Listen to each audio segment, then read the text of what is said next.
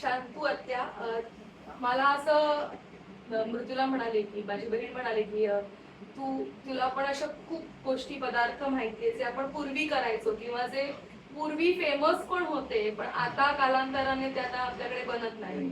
तर मला त्याच्याविषयी जाणून घ्यायचंय की असे कोणते कोणते पदार्थ आहेत की जे आपल्याकडे मिळतात किंवा ते पूर्वीपासून चालत आलेत पण आता आपण ते कमी करतो किंवा काय कारण असतील तर मला सांगतेस की ह्या भागात आता आपण अलिबाग मध्ये आहोत तर मग ह्या भागामध्ये असे कोणते कोणते पदार्थ आहेत की जे पूर्वी तू खूप बनवायचीस किंवा तू तुझ्या लहानपणी खाल्ले आणि ते आता तू तसे आता नाही मिळत असं कुठले असतील तर सांगतेस का?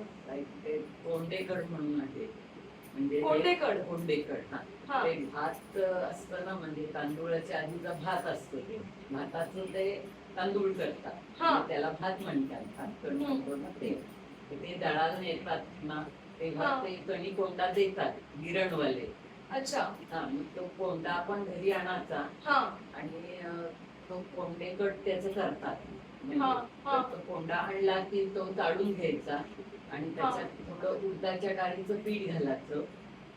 तो आपण 1 वाटीभर कोंडा घेतला तर त्याच्यात 2 चमचे उडदाच्या डाळीचं जरा चिकणाईसाठी उडदाच्या डाळीचं पीठ घालायचं. त्याच्यात तिखट मीठ घालायचं हिंग घालायचा चांगला आणि कोथिंबीर बरीच पाहिजे आणि चिंच घालायची आणि तो असा पाण्यात भिजवून ठेवायचा कणकेसारखा भिजवून ठेवायचा. आता सकाळी भिजवला की दुसऱ्या दिवशी सकाळी ते आपण त्याचे एवढे गोळे करायचे आपण पुऱ्यांसारखे करतो ते आणि या तळव्यांनी असे थापायचे तळव्यांनी म्हणजे मध्ये जाड झाला पाहिजे आणि कडेला पातळ झालं पाहिजे अशी त्याची प्रोसेस. तुम्ही लाटलं पिटलं तर त्याची चव तशी नाही ह्या तळव्यानीच असा असतो म्हणजे हा खोलगट भागामुळे ते मध्ये जाड राहतं आणि कडेला पातळ राहतं असं ते थापायचं आणि मग उन्हात वाळवायचं. 1-2 दिवस वाळवलं चांगलं खडखडीत की मग भरून ठेवायचं. ते कधी म्हणजे मे महिन्यात किंवा असं नाही भात दळलं की पुढे फक्त पावसात काही करता येत नाही उन्हात म्हणजे पावसाळ्यात बाकी 4-8 महिने करता येतं भात दळलं की मिळतं ते पण ऊन असलं की उन्हात ते साठवणीचा पदार्थ हा साठवणीचा पदार्थ आणि मग ती वाळली कोंडेकडं की तुम्ही तळू शकता नाही तर भाजू शकता. भाजता पण येतात तळता पण येतात आणि त्याच्यासाठी जेवण होतं म्हणजे आम्ही पूर्वी लहानपणी भात जेवायचो सकाळी नाश्ता मऊ भाताचा जास्त मग तेव्हा ते कोंडेकड आम्ही भाजायचो चुलीवर भाजायचो ते कोंडेकड आणि सगळी मुंबईची आली की अजून विचारतात कोंडेकड करता का म्हणजे मिळालं तर मी करते अजूनही. पण मग आता तसा कोंडा म्हणजे कोंडे कडासाठी जो कोंडा लागतो तो आपल्याला शेती जवळ असेल तरच मिळतं. गडी माणसं येतात ना तर मग त्यांना सांगते तुम्ही भात की मला कोंडा द्या थोडासा देतात. आता माझ्याकडे आहे खायला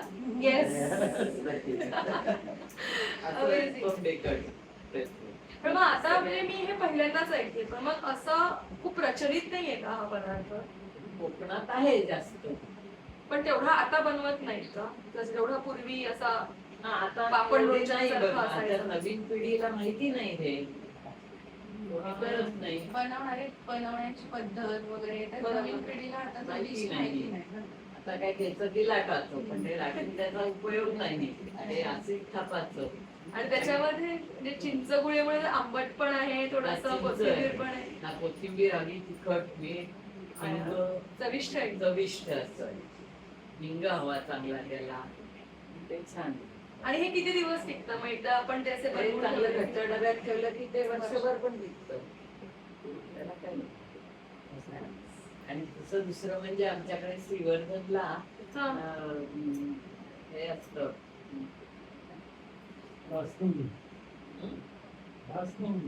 दासनवमी असते. त्या दासनवमीला आमच्याकडे गव्हाच्या रव्याची खीर करतात नारळाच्या दुधातली म्हणजे अख्ख्या गावातले नारळ येतात. मग पहिल्यांदा मिक्सर नव्हते तेव्हा मग बायका वाटाच्या विकाच्या नारळ आता मिक्सरवर नारळाचं दूध काढतात आणि ते गव्हाचा रवा असतो तो काही वेळेला आम्ही घरी करायचो रवा तो रवा भरडून. त्याची प्रोसेस वेगळी आहे, दलिया नाही ना? दलिया, हा आता त्याला दलिया म्हणतात. म्हणजेच रवा. म्हणजेच रवा. तो चांगला मग भाजून घ्यायचा आणि मग तो त्या दुधाला लावायचा, गुळ घालायचा आणि त्याच्यात वेलची जायफळ घालायचं आणि त्याला आमच्याकडे नाव आहे ढकली. ढकली. ढकली म्हणजे तेव्हा ते करतात ना, तेव्हा पूर्वी काय असं टेबल खुर्च्या आणि ताटं बिटर नव्हती अशी. पानावर वाढायचं सगळ्यांना, खाली खाली पंगत बसायची. पानावर वाढलं की तेव्हा वाट्या बिट्या काही नाही, ती ढकली पानात वाढणार की ती अशी ओतून खायची. म्हणजे पातळ नाही करायची खूप, म्हणजे अशी घेऊन आपल्याला पळीवाडी सारखी खीर करतो. भरपूर वाढते. आता घेतात वाट्या बिट्या सगळे. झोप येत असेल ना? झोप येत असेल ना? आणि तो पण छान आहे. गुळ, नारळाचं दूध, त्याच्यात वेलची किंवा जायफळ काय आपल्याकडे असेल ते. पण मग दास नवमीलाच का करायचे ते? असं काही कारण आहे? रामदासांना प्रसाद येतो. आणि हा साधारण कधी येतो, महिना किंवा दास नवमी? बघावं लागेल. तेव्हा हा म्हणजे रामदास स्वामींना हे आवडायचं. ब्रह्मचैतन्य महाराज रामाचा हा प्रसाद आहेच, गोंदवल्याला पण हाच प्रसाद म्हणजे दलिया. दलिया हा प्रसाद. हा पण ती नारळाच्या दुधात तिकडे बनवली नाही. आपल्याकडे नारळ मिळतो म्हणून आपण नारळ मिळतो म्हणून नारळाचं दूध. हा म्हणजे परत जागेनुसार प्रदेशानुसार आपलं हे बदललं की नारळाचं दूध हे नुसतं दूध आहे. आणि ती प्रत्येकाने खायची किती ते सांग? किती? प्रत्येकाने खायची किती ती? किती? की असं हात लागलं पाहिजे, तोंडात हातात लागले,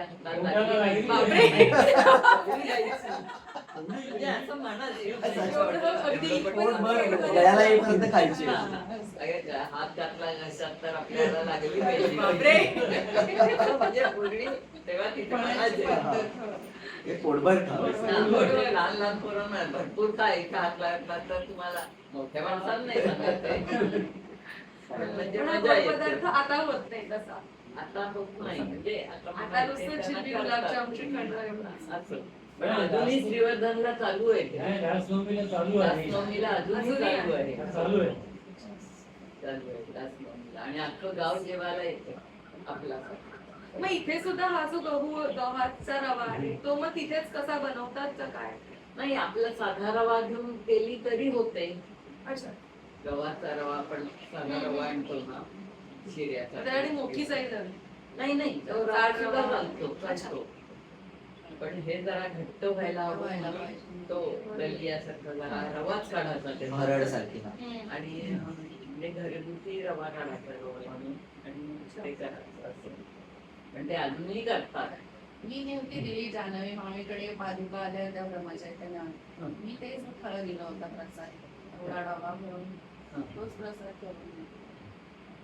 म्हणजे श्रीवर्धन सोडून अजून हा इथे होतो का? म्हणजे आताची जी पिढी, आमची पिढी आहे किंवा आमच्या आता तिथे जाऊन माहिती झालाय तर तुम्ही ते आवडलं की करणार.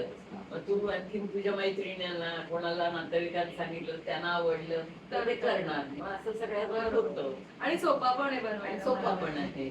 म्हणजे नारळ मिळाला पाहिजे आणि आपला हा साधा रवा घेतला तरी चालतो. आणि गुळच घालायचा, साखर घालायची नाही. चव बदल गुळच घालायचा. पण मला असं वाटतं की ते गव्हाच्या म्हणजे गव्हाचा जो रवा आहे त्याच्यात सुद्धा तो पहिला आहे का घरातला आपण नॉर्मल प्रोसेस्ड वाला रवा दुकानातला, त्याच्यानुसार सुद्धा चव बदलेल ना? घरची वेगळीच लागेल एकदम रॉ. पण आता तिथे जाती कोणाकडे आहेत, जाणणार कोणते, म्हणून आता आम्ही घरी करतो तेव्हा आम्ही तोच रवा वापरतो. जातीवरच अजून चव वेगळी लागेल. पण तेव्हाची वेगळी चव आहे. अजून कोणते पदार्थ की तुझी लहानपणी खूप आवडीने खायचीस किंवा तुला ते आवडायचे? आता तांदूळाच्या पिठाचा पदार्थ येतो. म्हणजे तांदूळाचं पीठ, तांदूळ जरा जाडसर आणायचे, सरसरीत पीठ, आणि ते पीठ चाळून घेऊन घ्यायचं आणि नंतर ते ताकात भिजवायचं त्याच्यात तिखट मीठ घालायचं, सकाळी रात्री भिजवून ठेवायचं नुसतं असं घट्ट इडली एकच मिनिटं. आवाज थोडे झाले. खाली खाली मला सांगायचं. आपण सांगू. जायचं म्हणलं. पण तो आवाज आणि आपला आवाज एकत्र येईल ना त्याच्यात. तुम्हाला फार सगळं दाल लावा. हा, लावा, कढी लावा. हे पण लावा. हा आवाज येतो बाहेरचा. खिडकी पण लावा.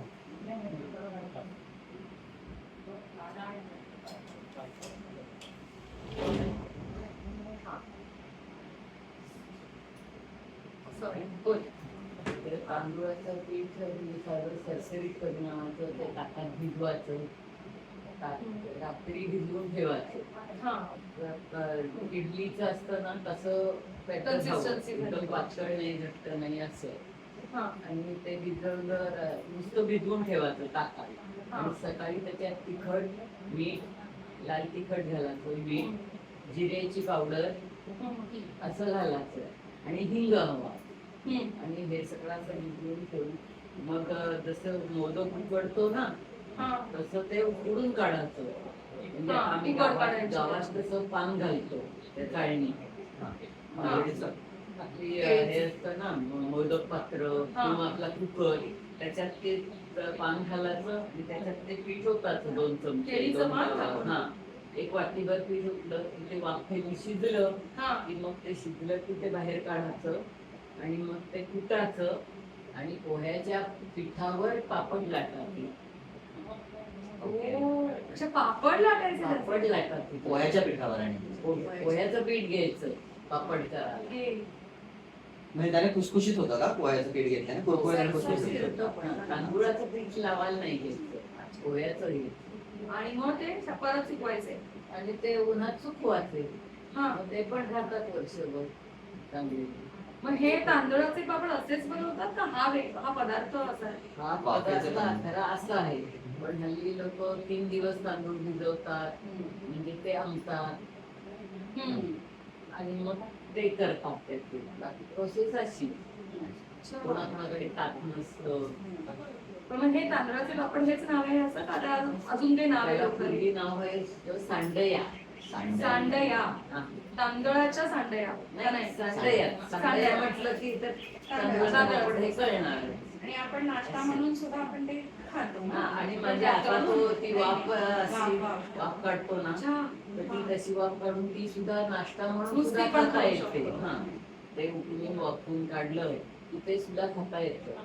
तेल तूप काय करायची गरज नाही. गोड तेलाशी खायची, गोड तेल पाहिजे त्याला, तेलाशी खायला. तेलाबरोबर खायची. म्हणजे आपण हे करतो कुरडयांचं ते खातो त्याला काय असं काय? ते चिक चीक खातो तसंच.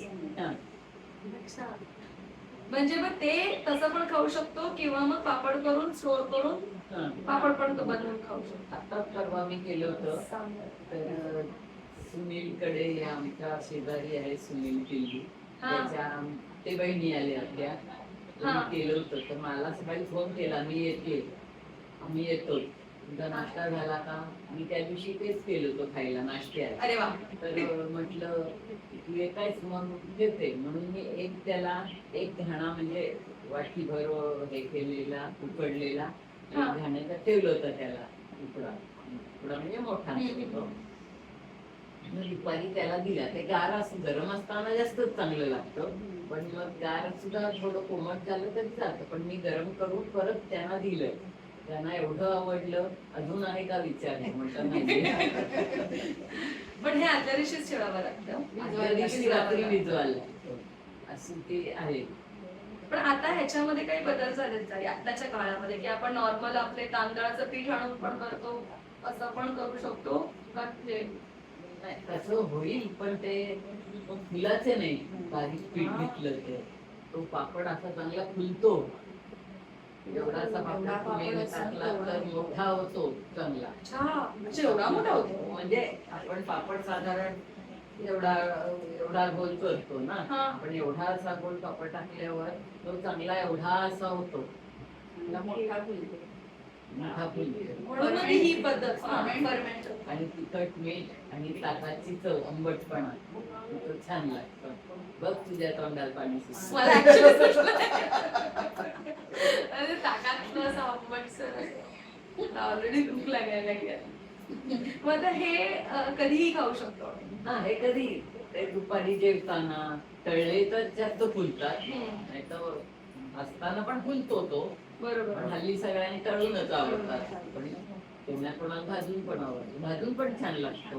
कडक लागेल ना थोडासा. नाही नाही लागतो. पॅन्डेमिक मध्ये केले होते आम्ही. हा. म्हणजे आता मी आता जे ऐकते तुझे म्हणतेस त्याच्यामध्ये मेजरली मला असं कसं दिसतंय की हे सगळे पदार्थांमध्ये नारळ आहे, तांदूळ आहे. कारण ऑफकोर्स आपण कोकणातलंच आहे ना, कोकणातली त्यामुळे specialty. सगळं हे सो इकडे जे मिळतात मुबलक प्रमाणात त्याच्यापासून या सगळ्या आपल्या डिशेस बनलेल्या आहेत. आणि ज्या फणस सुद्धा बर्फे तुमच्याकडे गावात असतात बर्फे फणस. हा जे ते छोटे असतात ते नाही बरका, बरका, रसाळ फणस. बरका मी ऐकलं बारकेवाले. बरका म्हणतात त्याला. हा. फणस आणला की त्याला थोडीशी चिरपडाची नाही असे फाडाचा हा. गरे असे काढायचे. हा. असे काढायला नाही लागत आपण कापे असे काढतो तसे नाही. हे हा. असे उचलाचे गरे फक्त ते. हा. अच्छा. आणि मग त्यातल्या आठवड्यात बिया म्हणजे आठवडी आठवड्या. म्हणतात त्याला, ते काढायचं आणि त्याचा रस करायचा. पहिल्यांदा चाळणीवर घासायचं म्हणजे रस पडायचा. आता मिक्सरवर करतो. हा. मिक्सर आल्यामुळे सालं बिया काढायच्या आणि मिक्सरवर त्याचा पातळ रस करायचा. आता ते रस केला की तो सुद्धा परत तांदूळाच्या कण्या पाहिजे त्या. कण्या म्हणजे कणी. कणी कणी कणी म्हणतो ना बारीक तुकडा तुकडा तुकडा म्हणजे तांदूळ तांदूळाचं. हा. जरा भाजायचे आणि मिक्सरला लावायचे बारीक कणी. हा. भरड म्हणजे असं, भरडीसारखं. ते तांदूळ भाजून तसा रवा काढायचा आणि मग तो रवा आणि त्या तांदूळ ह्याचा फणसाचा रस तो. रस तो ते एकत्र करायचं. त्याच्यात थोडस गुळ घालायचा चवीला. हा. त्याच्यात नारळ घालायचा. नारळ खरवडून आता चव येते ओलं खोबरं घालायचं. हा. आणि तुम्हाला वेलची जायफळ काय आवडत असेल ते घालायचं. हा. आणि ते पण चांगलं भिजवून ठेवायचं. हा. ह्याचं काय म्हणजे किती पातळ असणार ते?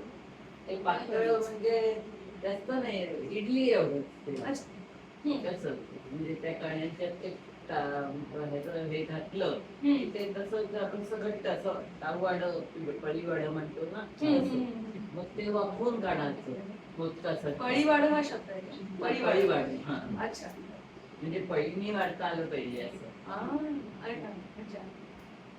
आणि मग तो चांगला शिजला पदार्थ की तो मानात घ्यायचा. मग कोणाला पूर्वी लोकांना नारळाच्या दुधाशी खायचा. नारळाचं दूध म्हणजे आंगरस म्हणतात त्याला.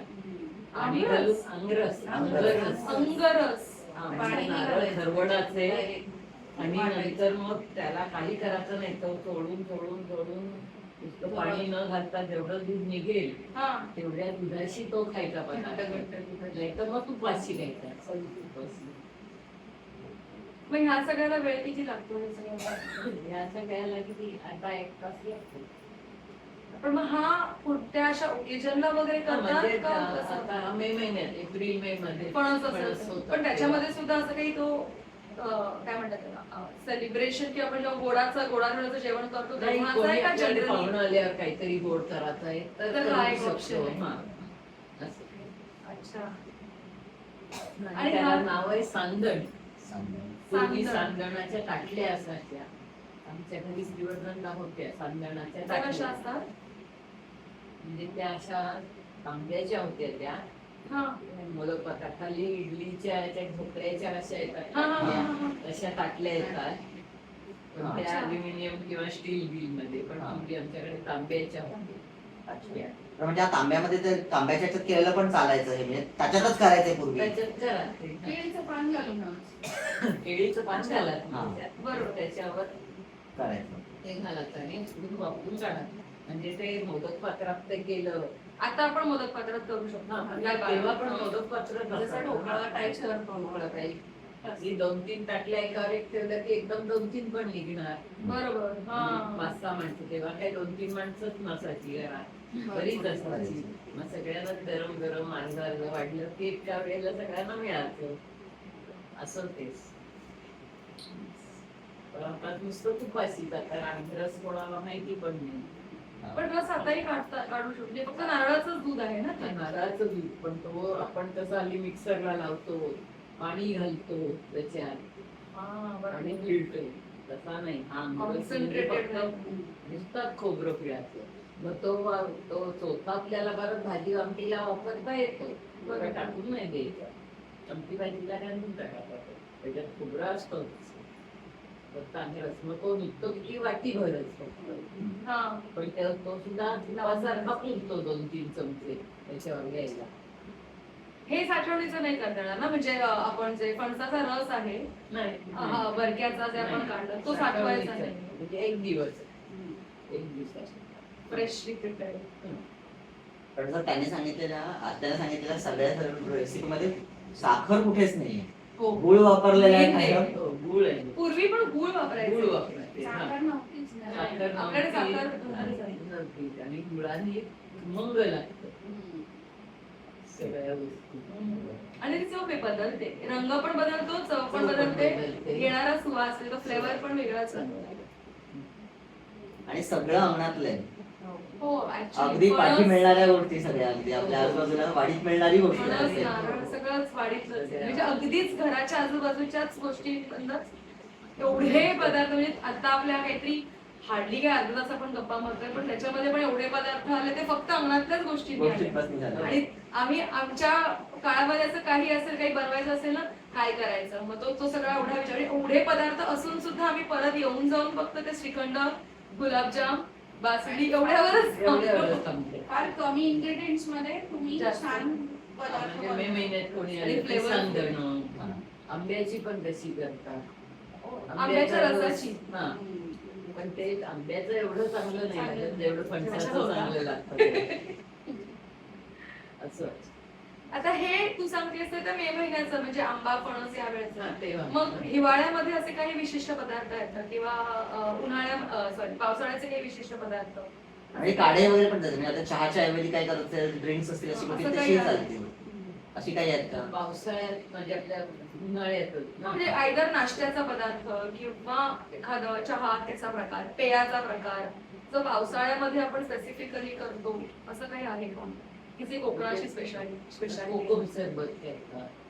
कोकम मिळतात, ती कोकम आणायची विकत किंवा आपल्या झाडाची असतील तर ते ती पण आत्ताच कोकम. करतात ना उन्हाळ्यात. हा, उन्हाळ्यात पण ते वर्षभर राहतं हा आपल्याला प्यायला ते. बरोबर.